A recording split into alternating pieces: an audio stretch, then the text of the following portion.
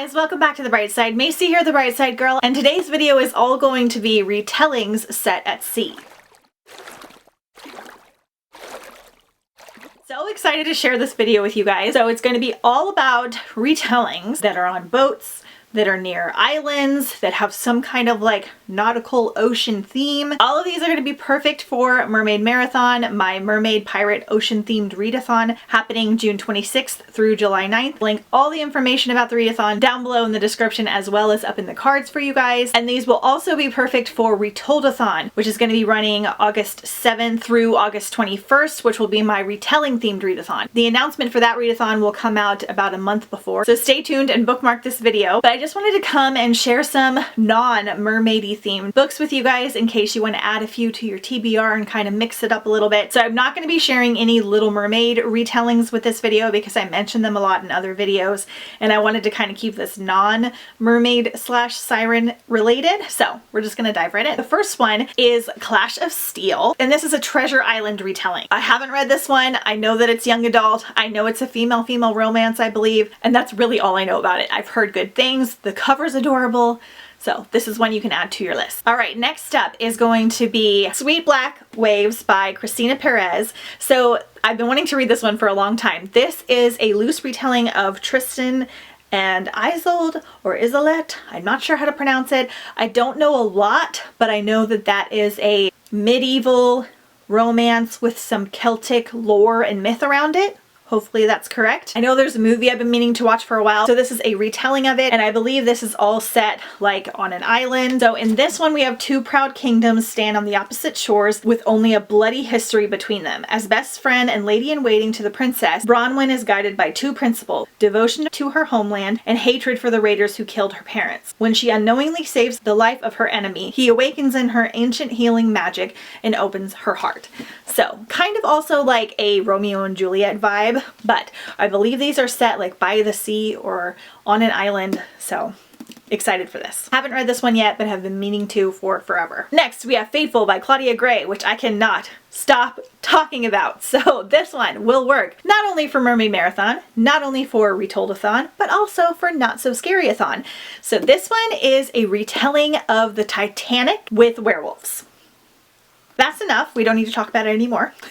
But we're going to because it's fantastic. So Claudia Gray's writing style is just classic YA. It's very fun, very adventurous, but this also has some cool elements where we have some historical aspects where we're talking about like the poorer passengers on the Titanic and how they're trying to like start a new life. Because it's a Titanic retelling, it has this looming vibe over it because you're following the characters and their story, but you know that like the ship crash is coming at some point and you're not sure what's going to happen and who's going to survive or not. It's so good. It's paranormal. It's really fun. I recommend it all the time because I love it so much. It's not scary, but it does have like those slightly eerie vibes about it. So if you're looking for something just a tiny bit darker, this would be a good one to check out. There are actually a ton of Titanic retellings. I might do a whole video on this for Retoldathon, so let me know if that's something that sounds good down below. But we also have Haunting the Deep, which is one I haven't read yet. This is technically second in the series. I'm not sure if you have to read the first book or not. The first book is How to Hang a Witch by Adriana Mather. And I know that this is also a Titanic retelling. I believe there's also witches in here and a darker, like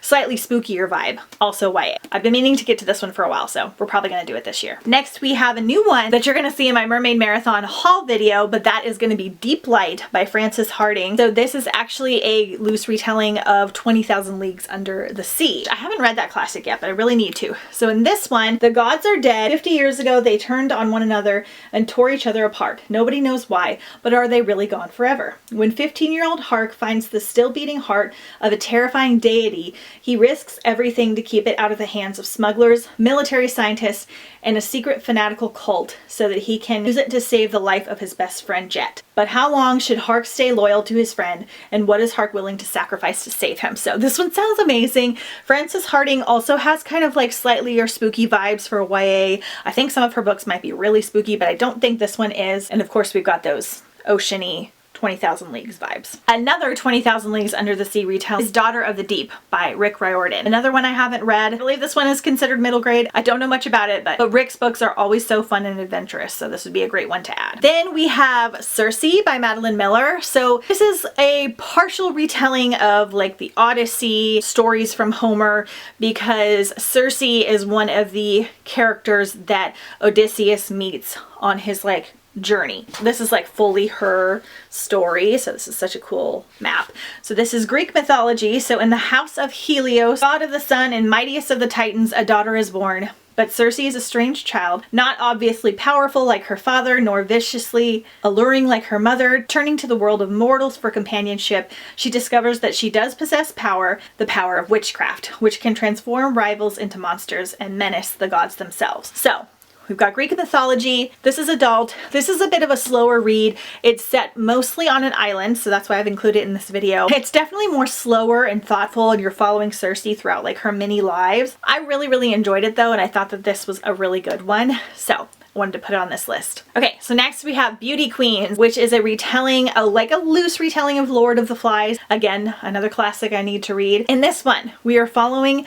pageant queens, where their plane crashes on a deserted island and they have to survive. This one is wacky and silly and over the top, and the girls are very dramatic, and it's just kind of like a humorous book. Like we have little like commercials in between certain chapters where it's talking about things that the beauty queens need and advertisements for certain hair products, and it's just got like a whole humorous vibe about it, but then like a survival element, and it's set totally on an island. If you like a wacky fun read, definitely check this one out.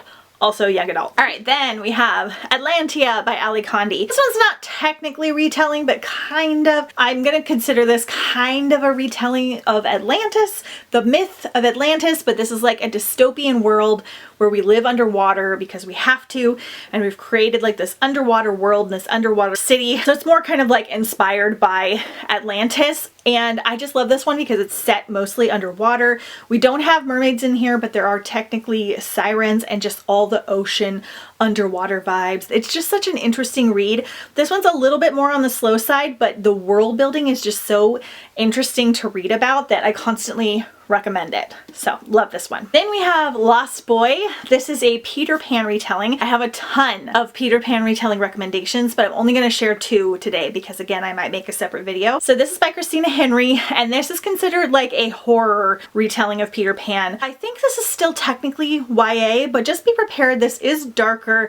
It does get slightly more like intense and a little bit creepy, because in this one, Peter Pan is vicious and like brutal. There's one version of my story that everyone knows, and then there is the truth. This is how it happened, how I went from being Peter Pan's first and favorite lost boy to his greatest enemy. Peter promised we would all be young and happy forever, but Peter Pan lies. Again, if you're looking for a darker one, this is set on an island. I believe mermaids might make a short appearance in here, but it's got those nautical piratey vibes as well. So love. Then we have Alias Hook, which is technically like a backstory on Captain Hook in his youth and how he became Captain Hook. This is an adult retelling, so we do have some adult themes in here. Again, this one's a tiny bit slower, but I so just like enjoyed the story. The writing was really lovely. Never see anyone talking about or reading this one. Matches my dress, so that's always nice. And I love a good villainous backstory, and this is one of the better ones. Then we have The Madman's Daughter. So this is a retelling of The Isle of Dr. Moreau, another classic I need to read. So in this one, we're following Dr. Moreau's daughter, and she is not sure whether to believe all the rumors surrounding her father. It's said that he had done gruesome experiments on animals and kind of like ruined their family name. She's kind of like trying to survive on her own, but she also kind of wants to be in the medical field. Then when she learns that her father is hiding out on a remote island to do his experiments, she goes to try and find him and figure out what's going on. So this one is set mostly on an island. Again, this is technically considered a horror book. This is on the spookier, creepier side. There is some animal cruelty in here. I could personally handle it, and I didn't think it was like over the top or too intense. I always like to let people know that because Dr. Moreau's experiments are on creating like animal human creatures. So there's a lot of experiments on animals, but this one's set on an island. It's one of my favorite books ever. The twists are so good. If you're wanting something a little bit darker, also good for the fall. And the whole series follows different retellings. So I believe the second one's Dr. Jekyll and Mr. Hyde, and then the third one I think is Frankenstein.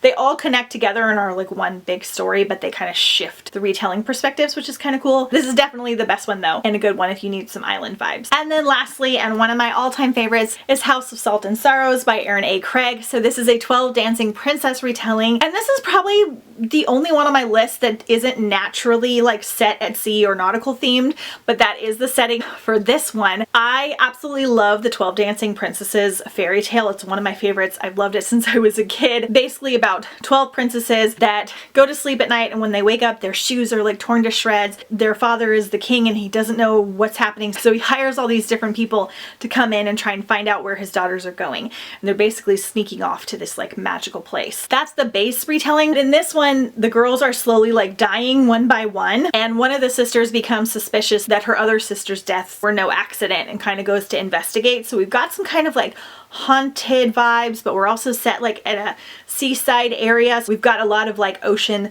seaside vibes as well, as the cover would imply. No mermaids, all the like ocean goodness in here. Another good like gothic-y one that will work for the fall as well. And I believe there's a second one that's following a different sister coming out in like a month or so that I'm really, really excited about. Highly recommend. Okay, you guys, those are all the nautical ocean themed retellings that I could come up with. Let me know down below in the comments if I missed any. I'm always looking for more retellings. Let me know if you have read any of these or if you plan to, especially for Mermaid Marathon or Retoldathon. Let me know which ones you're the most excited about. Don't forget to follow me on Instagram at The Bright Side Girl for more bookish and non-bookish content and lots of mermaid fun as well. And I will see you guys next time on The Bright Side. Bye!